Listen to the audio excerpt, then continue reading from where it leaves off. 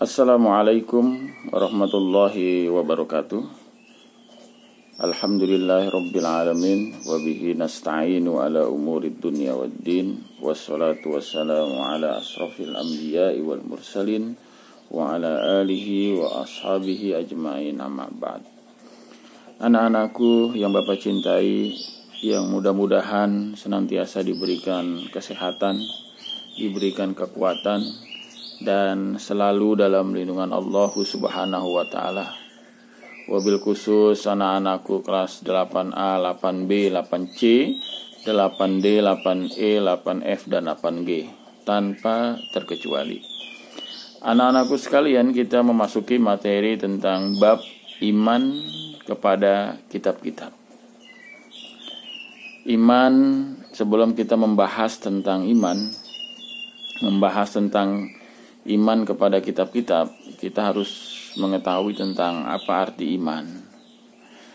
Iman artinya percaya dan yakin dengan sepenuh hati tanpa ada rasa keraguan. Tanpa ada rasa keraguan sedikit pun. Sekali lagi, iman artinya percaya dan yakin dengan sepenuh hati tanpa ada rasa keraguan sedikit pun. Itu iman. Walaupun dalam hadis iman itu dibenarkan di dalam hati, ya, diucapkan dengan lisan dan diamalkan dengan perbuatan. Jadi iman tidak cukup yakin dan percaya, tapi iman harus diucapkan dengan lisan dan diamalkan dalam perbuatan. Itu iman. Lantas, iman kepada kitab-kitab itu pengertiannya apa? Iman kepada kitab-kitab artinya kita percaya dan yakin dengan sepenuh hati bahwa Allah telah memberikan kitab-kitabnya kepada para nabi, kepada para rasul, untuk dijadikan pedoman hidup. Kitab ini untuk dijadikan pedoman hidup bagi umatnya.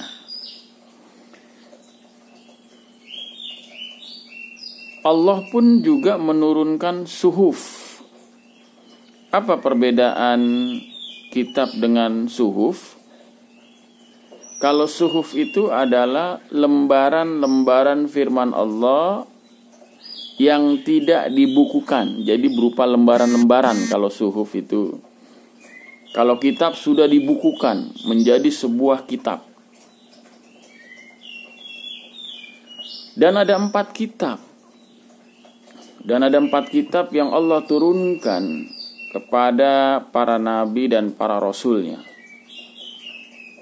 Di antaranya kitab Zabur diturunkan kepada Nabi Daud.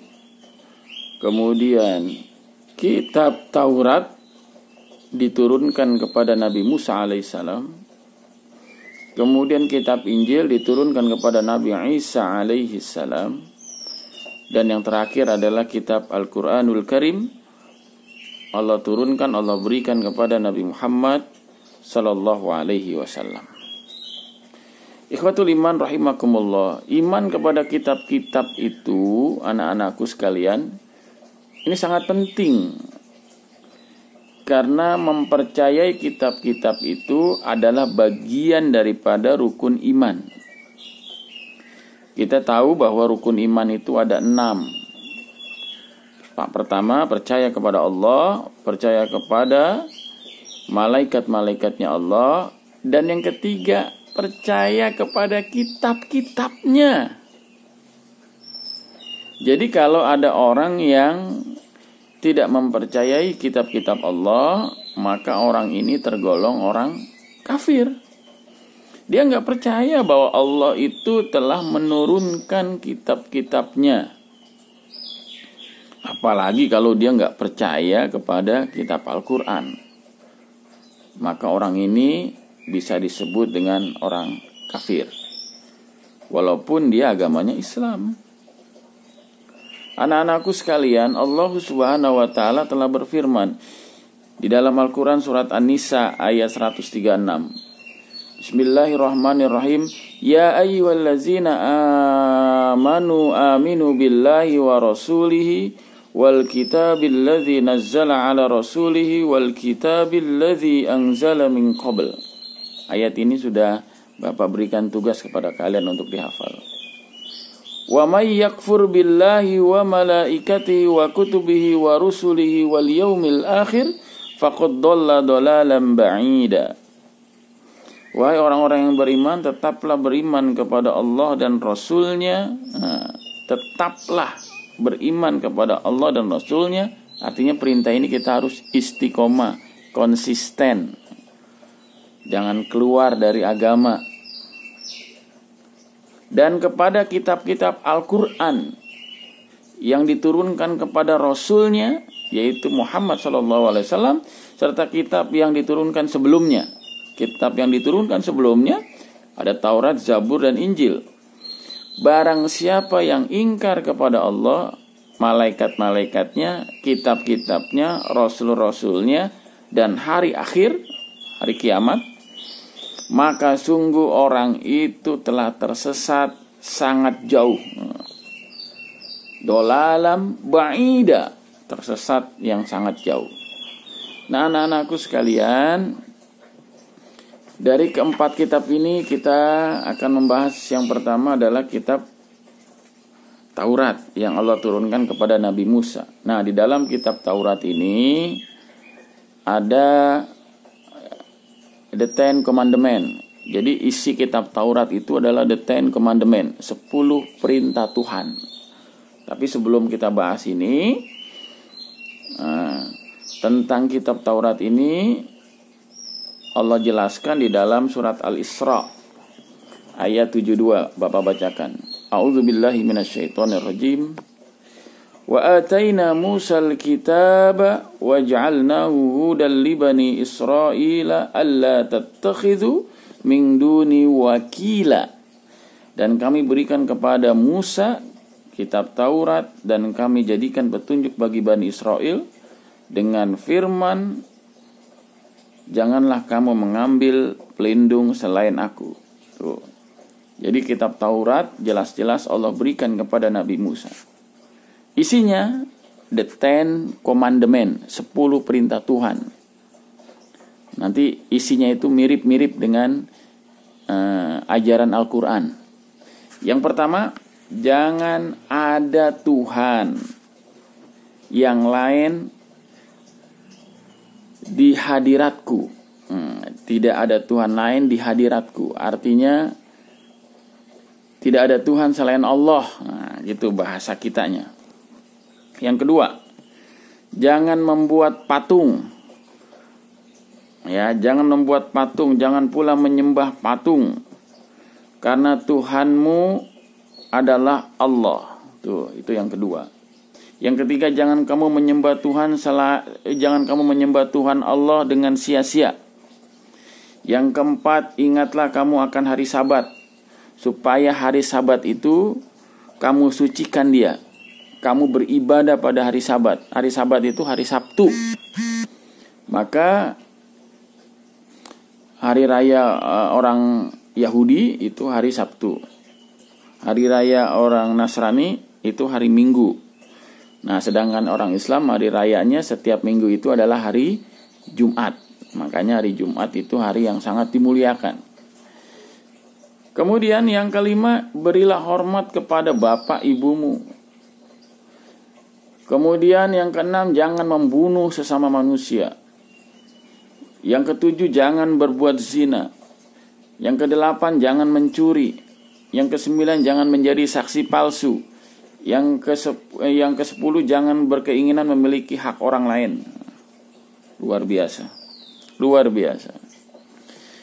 Isinya sama persis dengan Al-Quran. Al-Quran menyuruh kita untuk hormat kepada ibu bapak. Jangan berzina, jangan mencuri, jangan menjadi saksi palsu. Jadi Taurat yang asli yang Allah turunkan kepada Nabi Musa itu sama persis ajarannya seperti ajaran yang dibawa oleh Nabi Muhammad SAW. Kemudian kitab Zabur. Kitab Zabur diturunkan kepada Nabi Daud alaihi salam. Kitab Zabur ini Allah terangkan di dalam surat Al-Isra ayat 17.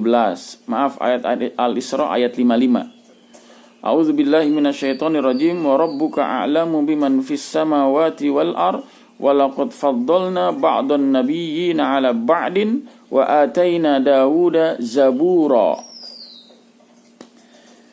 Dan Tuhanmu lebih mengetahui siapa yang di langit dan di bumi, dan sungguh kami telah memberikan kelebihan kepada sebagian nabi-nabi atas sebagian yang lain, dan kami berikan Zabur kepada Nabi Daud. Nah, tuh, Zabur kepada Nabi Daud. Apa isi dari kitab Zabur? Nah, pertanyaannya, apa isi dari kitab Zabur? Kitab Zabur itu isinya adalah pujian-pujian kepada Allah. Pujian-pujian kepada Allah atas segala nikmat yang diberikan. Apalagi isinya? Isi kitab Zabur tentang zikir, tentang doa, tentang nasihat, tentang hikmah, pelajaran.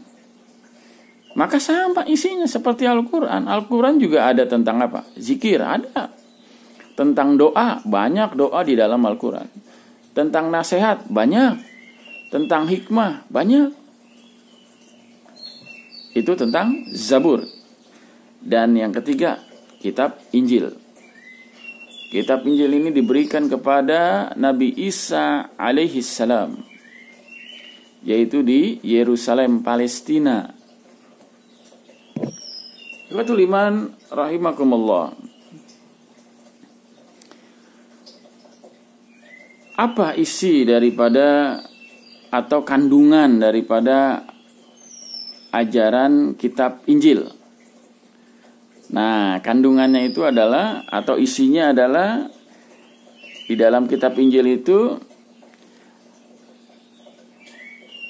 bahwa pada saat itu isi dari kitab Injil adalah menyuruh orang untuk hidup dengan zuhud. Ya, zuhud itu hidup dengan sederhana. Hidup tidak bermewah-mewah. Hidup tidak bermegah-megah. Hidup dengan apa adanya. Tuh. Zuhud. Hidup tidak terpengaruh dengan kemewahan dunia. Itu zuhud. Walaupun kita mampu, kita kaya raya, tapi tidak menampakkan kekayaan. Ya, tidak menampakkan kemegahan. Nah, itu zuhud. Dan tidak terpengaruh dengan kemewahan dunia. Tidak terpengaruh. Nah, kalau orang yang terpengaruh dengan kemewahan dunia itu salah satunya dia akan terus mengikuti. Terus mengikuti model dunia. Contoh umpamanya ada fashion baru, dia ngikutin. Mau ikutin walaupun fashionnya itu nggak bagus, nggak baik menurut pandangan agama. Umpamanya, muncul nih rok baru dengan belahan yang panjang sehingga terlihat auratnya, dia ikutin. TikTok, nah itu salah satunya TikTok yang tidak bermanfaat diikutin. Nah itu namanya terpengaruh dengan dunia. Kenapa disuruh hidup zuhud? Karena pada masa itu orang-orang Yahudi sedang dilanda kerakusan dan ketamakan akan harta. Tuh. Makanya kitab Injil menyuruh orang-orang Yahudi pada saat itu untuk hidup zuhud, tidak rakus terhadap harta, tidak tamak terhadap harta. Isi lain daripada kitab-kitab sebelumnya sama seperti kitab-kitab sebelumnya. Ikhwatul iman rahimakumullah. Bagaimana ayatnya? Allah Subhanahu wa taala berfirman, "Wa qaffayna 'ala atharihim bi'Isa bin Maryam musaddiqan lima baina yadayhi minat Taurat wa atainahu al-Injil fihi hudaw wa nur wa musaddiqan lima baina yadayhi minat Taurati wa hudaw wa mau'izatan lil muttaqin." Ya, itu surat Al-Maidah ayat 46.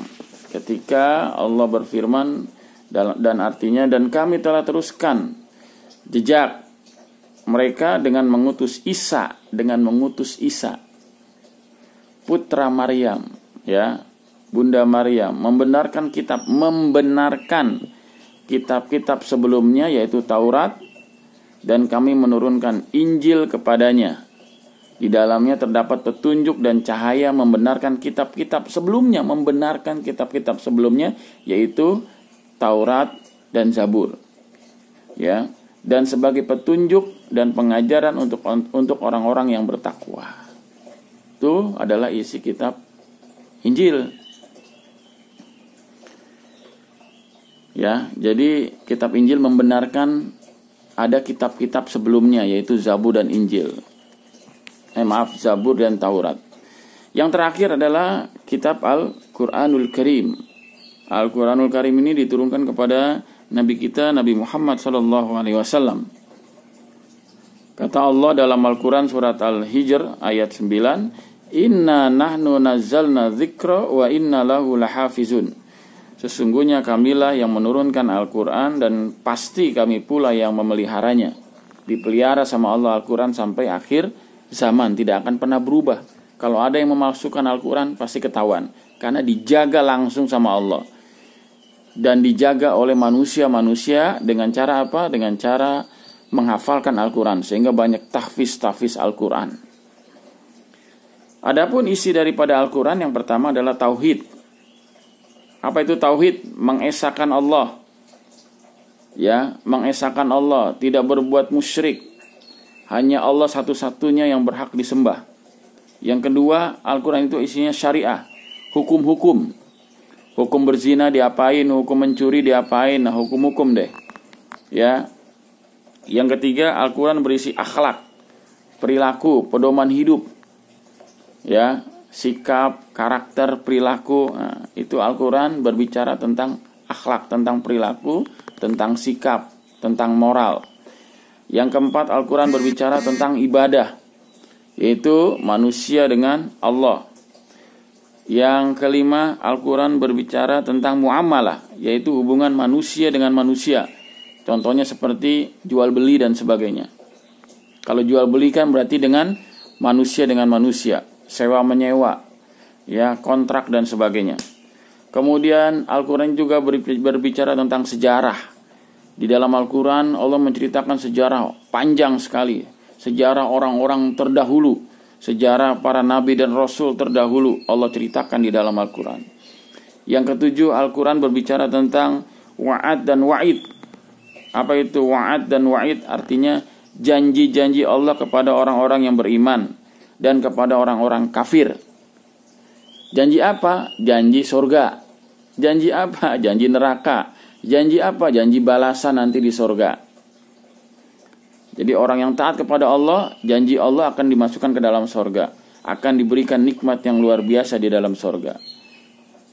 Janji kepada orang kafir, kalau dia ingkar, dia masukkan ke dalam neraka, dan ada beberapa siksaan yang Allah berikan di dalamnya. Nah, itu adalah isi daripada Al-Quranul Karim. Al-Quran diturunkan kurang lebih 23 tahun, 22 tahun, 2 bulan, 22 hari, secara berangsur-angsur, tidak sekaligus blok kitab Al-Quran diturunkan kepada, enggak. 1 ayat, ada yang 3 ayat, ada yang 4 ayat, ada yang 1 surat, ada. Ya, kalau langsung dikasih blok 1 kitab, wah kasihan nanti Nabi Muhammadnya. Ya, berangsur-angsur sesuai dengan kejadian. Nabi Muhammad ditanya tentang ini, turun ayat. Nabi Muhammad ditanya tentang ini, turun ayat. Oke anak-anakku, sebab rasa cukup materi kita. Mudah-mudahan Allah Subhanahu wa taala senantiasa